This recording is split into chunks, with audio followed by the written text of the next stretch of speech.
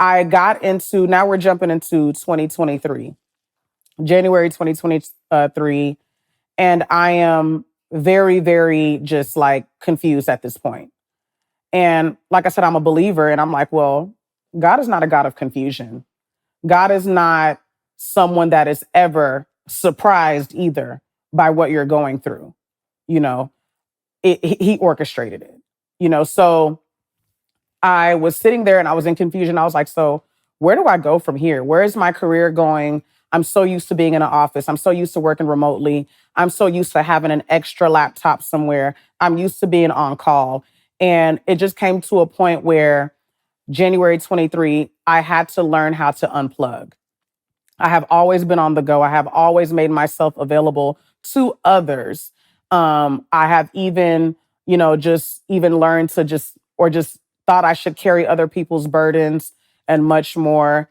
I felt that I had to just always make myself available for people that I love and cared about. And even sometimes even strangers, because, I have a thought process that, you know, that could be me that needs somebody, if that makes sense. But anywho, that time, so this month last year, I remember talking to my brother and my husband and having very hard conversations that I had to kind of come to terms with that. Like, hey, the corporate door is closed. It's closed shut.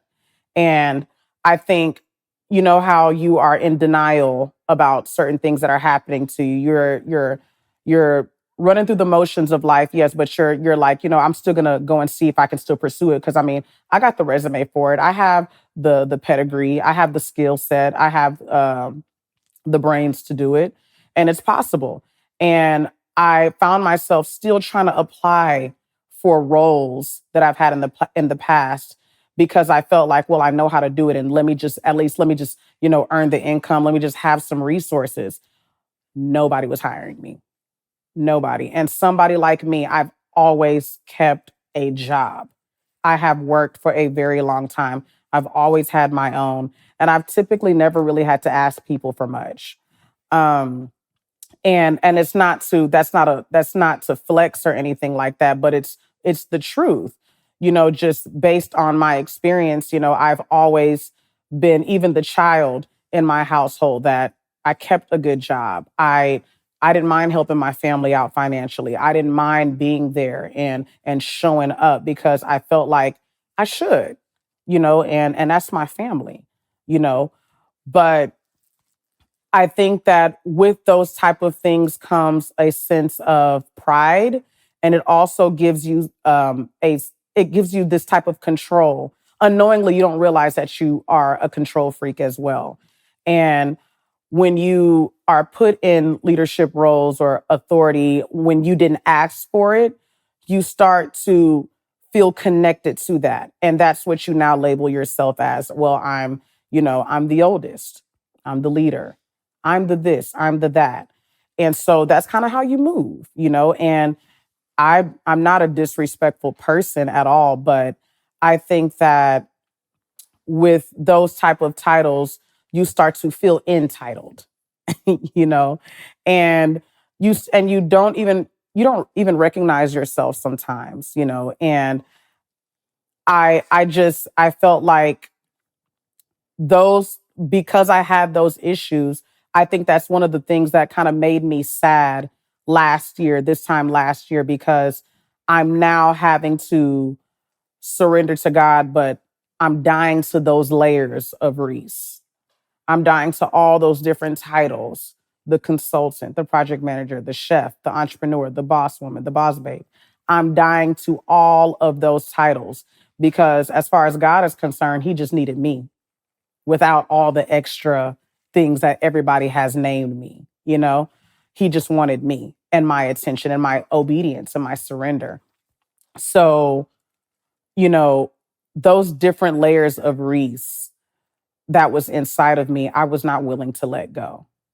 I wasn't willing to let that go because, as far as I'm concerned, that was me. That was a part of me. And I felt like I'm not hurting anyone. So why is it Why is it that I have to break away from that part of me? You know, um, what I realized too is, with those type of titles, I was kind of, I was I was beginning to be married to moments. I was beginning to be married to moments, because with all those titles, you will have a sense of thinking that you have now hit your peak. Oh, okay, I got a new job. My salary just boosted 25%. Every role I've had, my salary increased 25 to 30%. Every role I've had. And I was blessed. I'm so grateful for that. I got to experience that. However, with that, um, comes this mindset that you've made it now. And when you feel like you've made it, you don't feel the need to go further. And that's coming from a very ambitious person. I'm a very ambitious person. I'm typically one that when I want to do something, I'll stick to it and I do the work and I keep going. However, there were moments where I just felt like I've hit my peak. So what's the point of doing the work? What's the point? And and when you feel like you've hit your peak, you think that you're too wise. You become too wise for yourself. And I I am forever grateful for 2023. As first of all, it was my hardest, my most tearful and most challenging year I've ever had. And I'm sure there's more challenges to come being in a new space. However, last year I think was a way for me to die to myself, my old ways. And I think that people think that dying to yourself is only if you are blatantly a bad person, whatever you define as bad.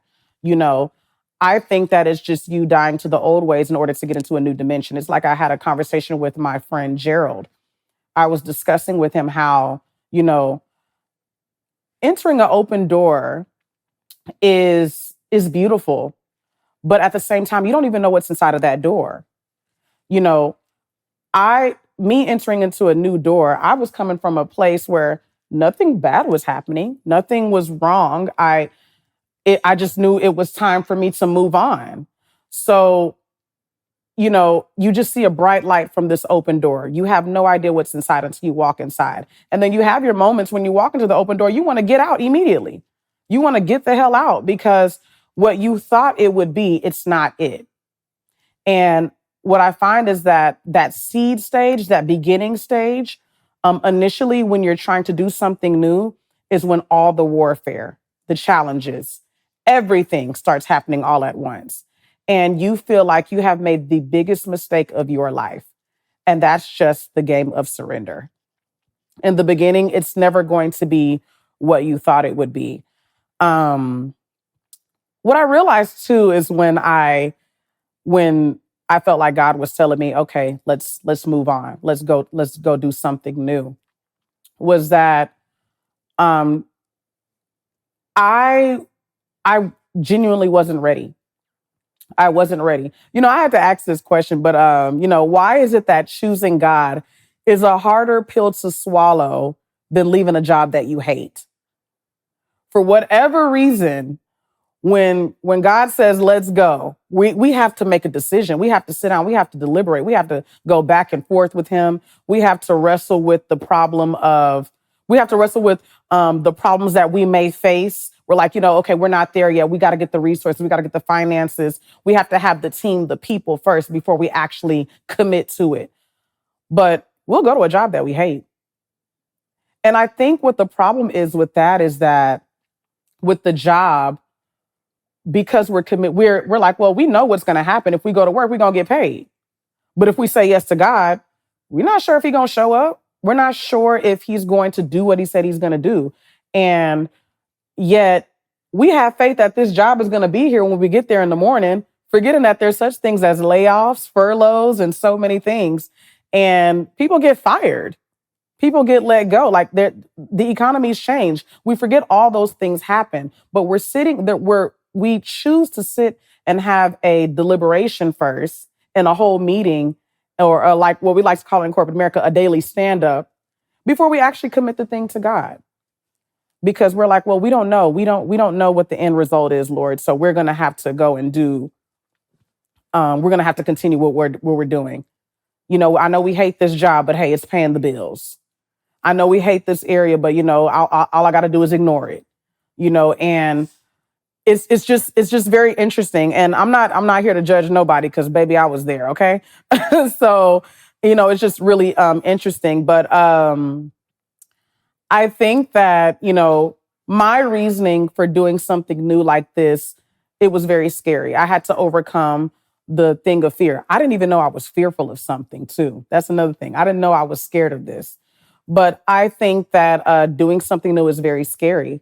And that's why we feel like we have to go in those deliberations. We have to feel like we have to keep going back to our journal and keep writing. We keep having to keep write. We keep inventing things and putting it back on the shelf and putting it in the archive, leaving it in our phones. We feel like we don't need to put out that content right now because we're just scared. We're scared of the outcome, what people will think, how we will be perceived by others, and so much more. It's just fear is just it's different for everyone, But I think my only reasoning behind not wanting to do something new is because I've never done it before. And financially, it didn't make sense. I just felt, it's not the season right now. Why do I need to do this right now? It's not time.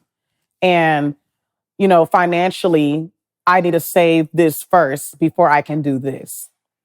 And quite frankly, I knew that God was not convinced because for the fact that he gave me the idea and the plan, he knew exactly what he was doing. And I think that the biggest fear when I'm talking to other people too, whenever they're talking to me about what they're starting and, they're asking for advice and so many things, financial stability is, I think, one of the biggest fears around stuff like this, because we think that we don't have enough. Well, I have news for you. It's never going to be enough. It's never going to be enough. And, what if you never get it? What if you never get the financial stability in order for you to start that thing? I think that one of the things that I had to learn while exercising my faith is understanding that if he gave it to you, he already put a date on it. It's already been time stamped. There's already a date on it. He's already equipped you with the tools, the finances, the people, the everything in order for you to go and do what you're supposed to be doing. And so we have this thing in our minds that if we don't have the plethora of things yet, we're not supposed to begin. When God is like, I'm just looking for your yes, and I'm just looking for you to walk. Just walk behind me and just follow me. That's all God is asking for us to do. And that's typically it. So this idea of us having to start when we have it, it's after experiencing what I've experienced for the past couple of years now, that's so wrong, and I realized that too because I have a bachelor's in marketing. I have a master's in business.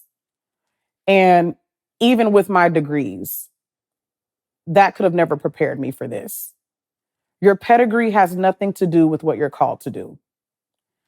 The very thing that you majored in could be the exact opposite of what you're actually called to do. And that's just what it is. Some of us think that, and please, I went to school. I'm educated. I'm very educated, and I'm grateful for having the gift of education and having degrees. However, my degrees could have never prepared me for this. Did not prepare me for this at all. And I think that what being in the business school did prepare me for was probably just being an entrepreneurship. But even with that, it's a difference when it's school based and actually real world.